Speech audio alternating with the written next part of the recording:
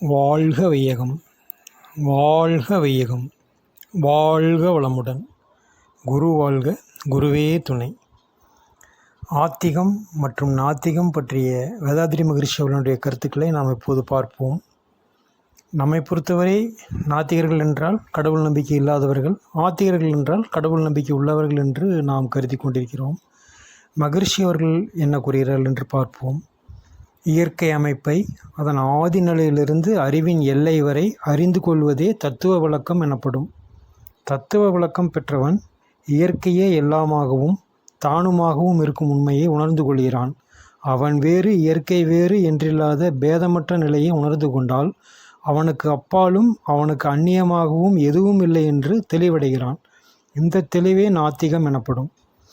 அறிந்து கொள்ள முடியாத அறிவின் நிலையில் உள்ளவர்களுக்கு ஆசையும் அச்சமும் ஊட்டும் பல கற்பனைகளின் மூலம் அந்த நிலையை நாட வழி செய்கிறான். இவ்விதம் நம்பிக்கை மீது நல்வாழ்வு காண மக்கள் வகுக்கின்ற முறைகளே பக்தி மார்க்கம் அல்லது ஆத்திகமாகும். ஆகவே பூரண விளக்கம் பெற்றவனே நாத்திகன். அவன் பரப்புவதே ஆத்திகமாகும். நாத்திகம் என்பது உண்மையை உணர்ந்த நிலை. ஆத்திகம் என்பது உண்மையை உணர மனிதனை நம்பிக்கை மூலம் பக்குவப்படுத்தும் வழி. நாத்திகம் பரப்பக்கூடியது அல்ல, உணரக்கூடியது. வாழ்க வளமுடன்.